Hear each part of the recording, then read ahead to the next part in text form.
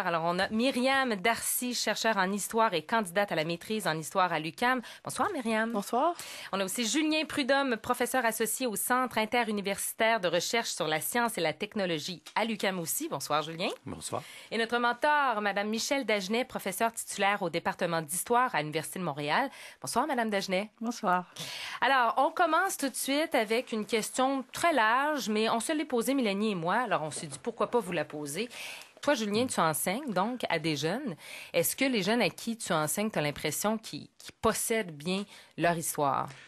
Je pense qu'il est de bon ton de stigmatiser les jeunes en disant qu'entre autres choses, ils ne connaissent pas leur histoire. La vérité, c'est qu'on le sait peu si les jeunes connaissent suffisamment leur histoire, parce qu'on sait peu ce que suffisamment voudrait dire, et surtout, on sait peu s'ils la connaissent plus ou moins que leurs aînés. Alors, à cet égard-là, il est périlleux de se risquer un discours sur les jeunes sur la base de leur connaissance de l'histoire.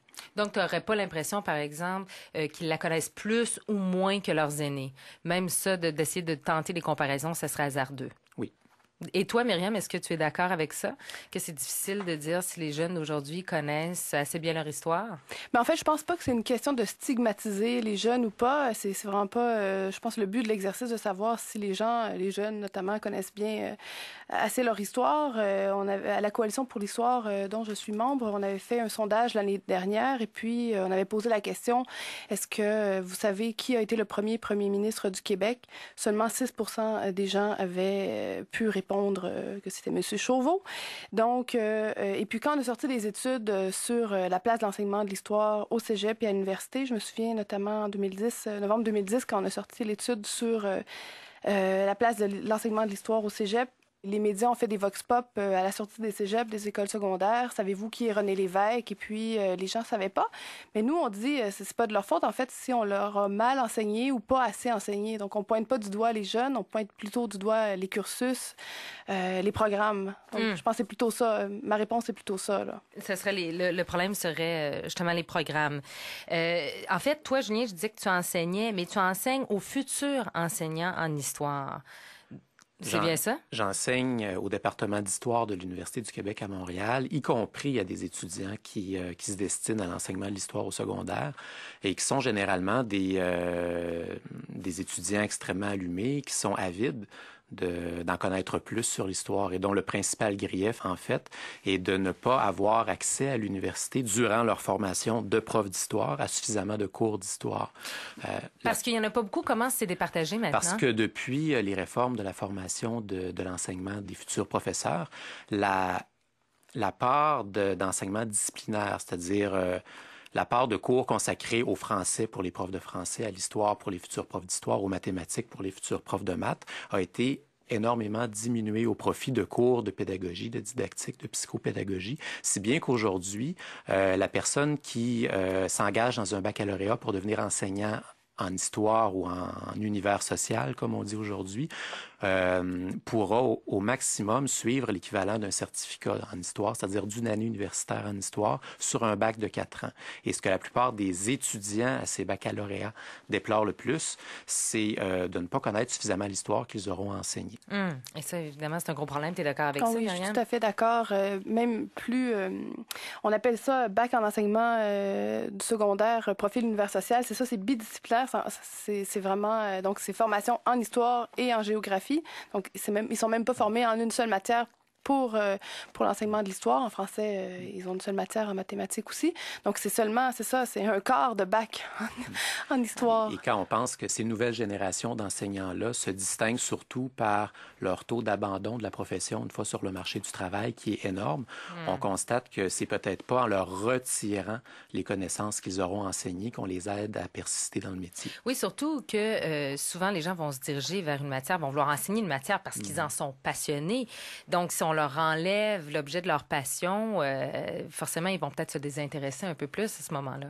C'est qu'il y a eu tout un discours qui est devenu dominant dans les cercles de l'éducation dans les années 90, qui voulait qu'une personne qui était principalement spécialisée dans la matière enseignée ne pourrait pas communiquer avec les jeunes, ne saurait pas comment gérer une classe et ne saurait pas comment appréhender les jeunes de la bonne façon. Ça serait une espèce de savant fou qui ne sait pas communiquer. Et que la solution, c'était d'intensifier la formation en pédagogie, en didactique, et si on leur donnait plus de cours de psychologie et de gestion de classe, l'enseignement ne s'en porterait que mieux. L'expérience n'a pas semblé rendre justice à ça, et ça serait pas une mauvaise idée qu'on revienne peut-être à des formules plus éprouvées. Ça, c'est un des aspects négatifs, selon toi, Julien, de la réforme. Selon toi, Myriam, est-ce que c'est l'effet, je dirais, le plus néfaste de cette réforme-là qui a eu lieu? Puis là, on parlait de l'enseignement des maîtres, mais il y a aussi la réforme des cours d'histoire au secondaire, qui a été une grosse réforme, qui a beaucoup changé, en fait, la façon dont on enseignait et ce qu'on enseignait. Est-ce que c'est une réforme qui est bonne, selon toi, pour le cours d'histoire qui est enseigné au secondaire? Bien, je pense que cette réforme-là, elle n'est pas bonne tout court. Là. Ça visait quoi exactement, cette réforme-là? Bien, on y va maintenant par approche des compétences. Je ne suis pas spécialiste de la question, mais en gros, là. On ne fait pas doubler les jeunes. On les fait doubler à la fin d'un cycle. Donc, on a un peu... on avait aboli les bulletins. Donc, c'était un peu la question de la compétition entre les jeunes qu'on avait aussi abolie. Mais je ne suis pas du tout spécialiste de la question de la réforme. Là.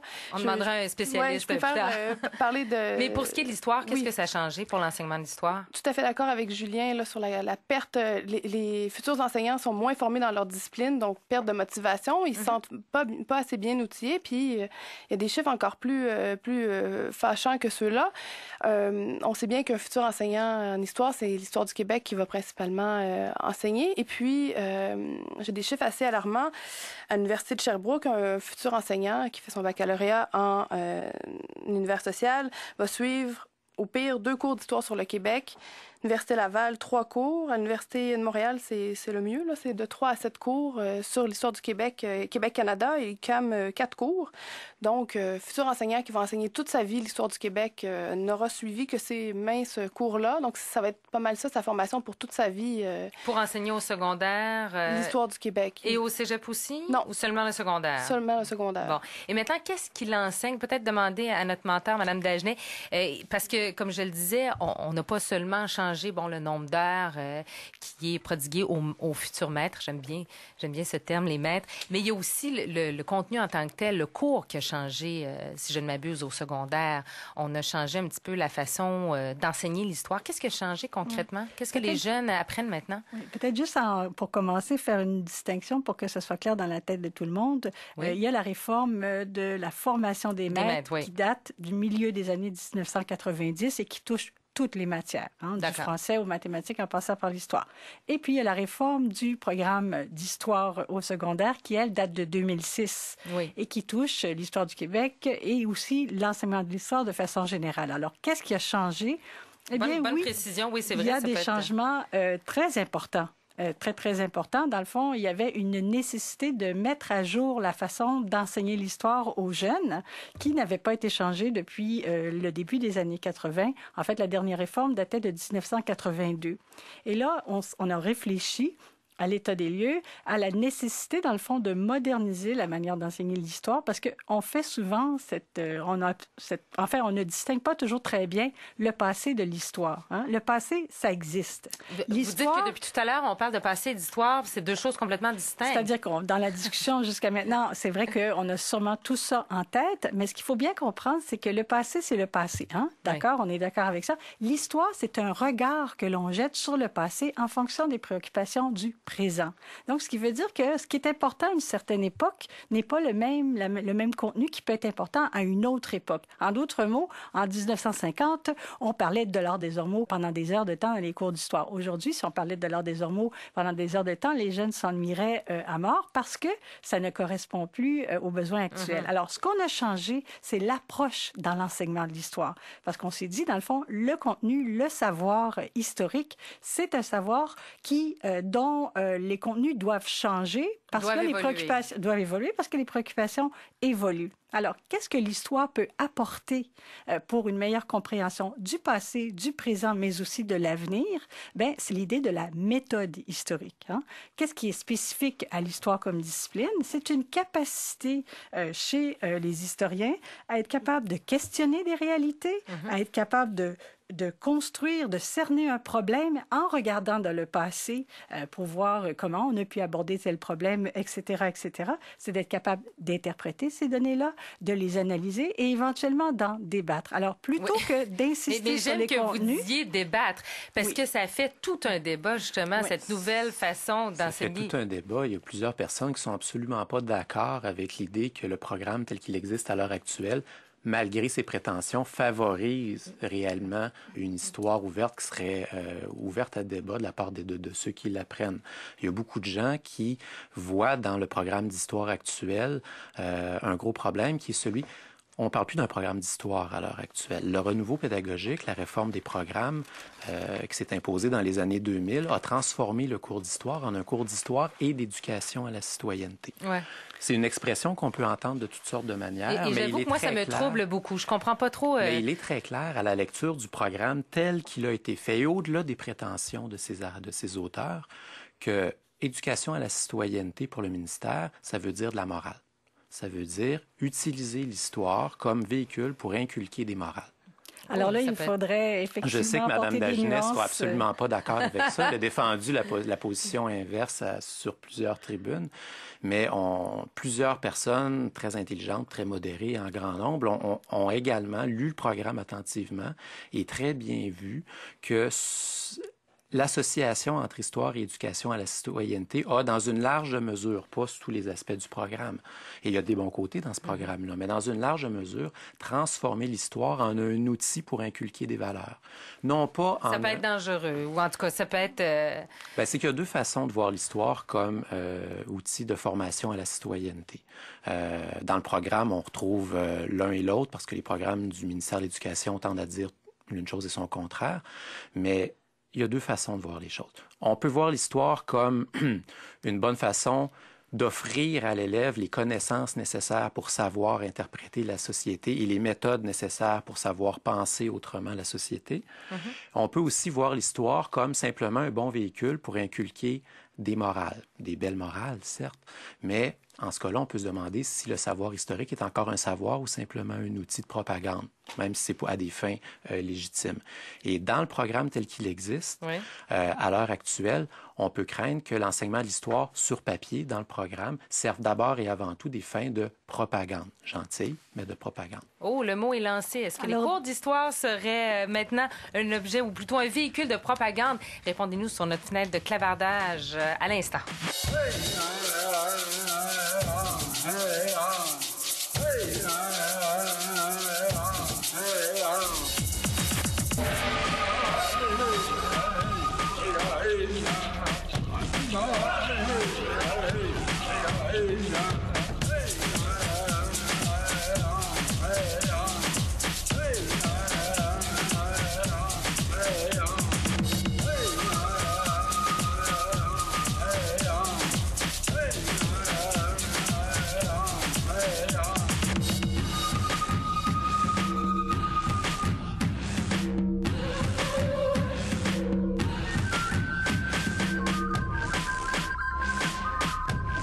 Alors, est-ce que les cours d'histoire sont rendus une propagande, un véhicule de propagande pour la morale? C'est pas tout à fait la question de la soirée, mais c'est une des questions qu'on vous pose. radio-canada.ca/génératrice. Alors, Myriam, je te pose la question. Comme solution, est-ce que tu préconiserais à ce moment-là de changer peut-être les cours d'histoire pour éviter justement cette morale dont Julien parlait? Ah oui, tout à fait. Je vais revenir sur la discussion d'avant. On a changé le titre du cours, hein. Histoire et éducation à la citoyenneté, c'est ce que disait Julien, c'est pas banal. Les mots ont un sens. Et puis maintenant, on a introduit beaucoup de notions de présentisme dans le programme d'histoire secondaire 3-4. Par exemple, pour une néophyte comme moi, du présentisme, c'est quoi? Ben on parle du présent. Je me souviens avoir lu le programme, on parlait de Québec solidaire et puis on présentait les C'est très contemporain, très contemporain, ce qui n'est pas la place d'un cours d'histoire. Déjà qu'on voit pas toute la matière. Les professeurs ont difficulté à livrer tout le programme. Alors, si en plus, le cours d'histoire sert maintenant à éduquer les futurs citoyens, si on change un peu la raison d'être du cours, ben là, c'est plus seulement qu'un cours d'histoire. Puis c'est pour ça qu'on a changé le titre du cours. D'ailleurs, les professeurs s'en plaignent. Dernièrement, à la Coalition pour l'histoire, on a publié une étude sur l'état de l'enseignement de l'histoire au secondaire. Et puis, les professeurs se plaignent justement qu'il y a trop de présentisme dans le programme et puis ils voudraient revenir à un enseignement plus traditionnel. Mais on pourrait pas se séparer les deux à ce moment-là, faire un cours d'histoire à proprement parler, peut-être un cours d'éducation citoyenne. C'est ce qui a été suggéré par plusieurs personnes, en fait. Plusieurs personnes, y compris les professeurs universitaires spécialisés en histoire, ont avancé que l'histoire et l'éducation à la citoyenneté n'avaient rien à faire ensemble. Si tant est qu'on croit que l'histoire est un savoir et qu'on voit que le ministère traite l'éducation à la citoyenneté comme une morale, de manière concrète, on peut voir à la lecture du programme tel qu'il existe à l'heure actuelle qu'il est évident pour les rédacteurs du programme qu'en apprenant l'histoire telle qu'elle est censée être racontée selon le programme, l'élève adhérera à une certaine vision de la démocratie. Une vision de la démocratie qui repose énormément sur une vision très actuelle des droits individuels, par exemple. Il était évident, d'ailleurs, dans la première mouture du programme, que l'élève devait apprendre, lorsqu'il étudiait la période de 1760 à 1850, que des courants d'idées différents pouvaient cohabiter sans le moindre conflit. C'est le genre de choses qui a soulevé un tollé, notamment de la part de nationalistes qui trouvaient que ça semblait une propagande fédéraliste. Ça a été changé. C'est devenu autre chose. Dans le même segment du programme, il est écrit désormais que l'élève apprendra par l'histoire qu'il faut préserver les richesses culturelles menacées par la standardisation. C'est beaucoup plus politiquement correct. Ça fait plus peur aux nationalistes. Mais moi, la critique n'est pas nécessairement nationaliste. Ça me fait toujours peur parce qu'on voit qu'on donne toujours un rôle très descriptif, prescriptif à l'histoire, en présumant, dans les faits, au-delà des pétitions de principe du programme, que l'élève qui suit le cours adhérera à certaines valeurs prédéfinies, que c'est le rôle de l'histoire d'en arriver là. Bien, je vais reprendre le titre d'un article que j'ai vu. Est-ce qu'on n'est pas en train de javeliser les cours d'histoire? C'était le titre de l'étude. Oui, c'est ça. Bon, c'est là que je l'ai prise. Oui. Non, mais c'est vrai. Est-ce qu'à ce moment-là, on n'est pas en train d'enlever tout ce qui pourrait être polémique? Est-ce que c'est une bonne chose de faire ça? Ben, c'est pas une bonne chose parce que l'histoire est jalonnée de conflits, de batailles, de guerres, de crises. L'histoire est pas, c'est pas un conte pour enfants, là. Mais il faut bien connaître son passé, peu importe. En France, on n'a pas réécrit l'histoire parce qu'il y avait eu la Deuxième Guerre mondiale. Donc, c'est ça. Le programme de 2006, on avait vraiment réécrit la trame historique. On avait un exemple là, qui frappe tout le monde. La conquête de 1760, c'était le changement d'empire. On appelait ça l'avènement de la démocratie.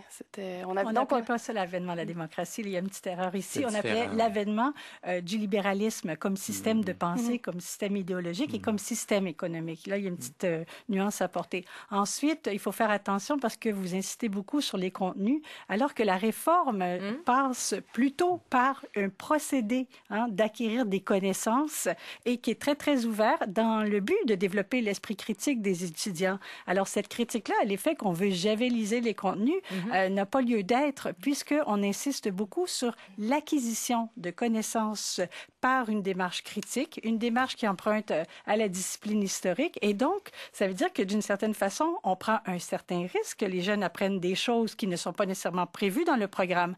Ensuite, j'interviendrai peut-être plus tard sur la composante éducation civique, éducation à la citoyenneté, mais je trouvais important de faire cette précision. Mais est-ce que ça veut dire, lorsqu'on était au secondaire, on apprenait les dates par cœur, 1492, Christophe Colomb, 1534, Jacques Cartier, est-ce que cette méthode-là, elle est complètement disparue?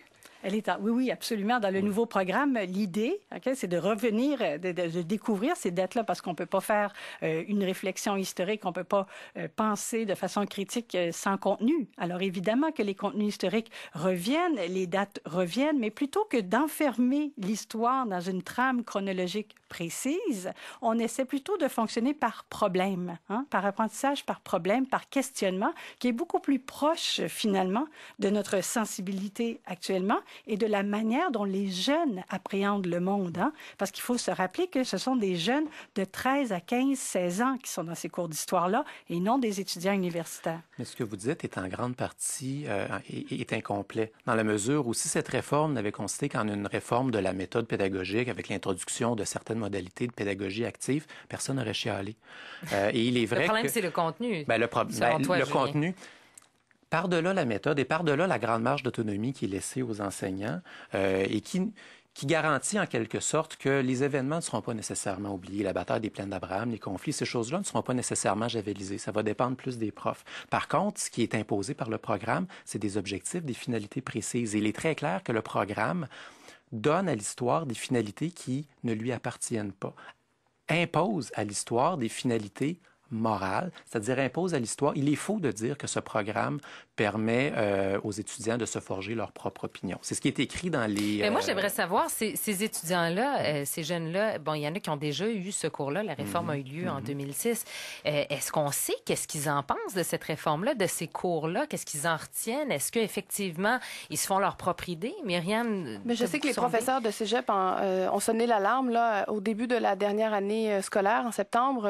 Il y a eu, si ma mémoire est bonne, 2 lettres aux journaux de professeurs d'histoire au cégep qui voyaient arriver la cohorte. En fait, cette année, c'était la première année où la cohorte des jeunes qui avaient fait la réforme d'un bout à l'autre de leur cheminement scolaire, primaire, secondaire, arrivait au cégep. Et puis, ils sonnaient l'alarme, ils disaient qu'ils n'avaient pas les connaissances, suffisantes pour suivre les cours. Mais j'imagine que ça va se refléter dans chacune des matières. Pour avoir un peu travaillé dans une école secondaire, les professeurs me disaient, peu importe la discipline, me disaient... c'est problématique pour toutes les C'est ça, matières. ils voyaient la cohorte de l'année d'avant qui arrivait et puis ils étaient toujours très inquiets parce que le professeur de l'année d'avant leur disait, ben avec la réforme, on n'a pas pu voir le programme en entier, ce qu'on pouvait voir avant. Donc, il y a lieu de critiquer la réforme. Mais si je reviens sur la question d'avant, sur la question, les dates, là, les fameuses dates, la trame chronologique, sans trame chronologique en tête, on peut pas bien comprendre les événements, faire des liens avec l'histoire occidentale. L'histoire du Québec, elle est pas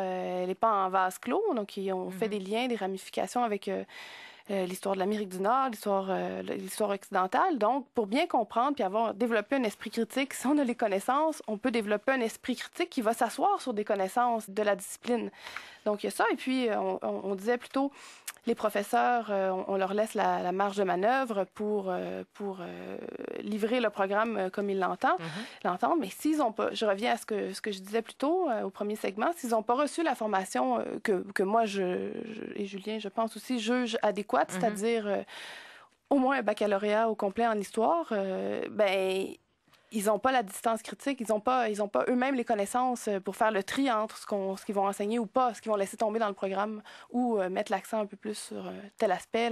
Je crois que là-dessus, vous avez tout à fait raison et vous soulevez un point très, très important ici, c'est-à-dire les carences dans la formation des maîtres et les carences aussi dans le processus d'implantation de cette réforme de 2006. Alors, il y a vraiment 2 éléments ici. C'est vrai que la formation des maîtres a été totalement changée au milieu des années 90 avec beaucoup moins de contenu disciplinaire, beaucoup de stages, beaucoup de gadgets et beaucoup moins de réflexion sur les processus d'apprentissage et les contenus disciplinaires. Vous avez parfaitement raison. Et il faudrait pouvoir soulever ce débat-là dans la société, mais le problème, c'est qu'on est encore en train de débattre du contenu de la réforme de 2006, 6 ans plus tard, et on évacue ces autres questions.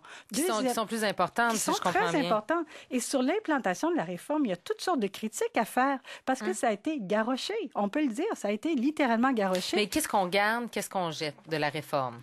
Qu'est-ce qui serait facile à implanter à faire, c'est de revenir au principe de la réforme, de donner les moyens aux enseignants qui sont déjà en place de pouvoir se familiariser avec cette réforme-là.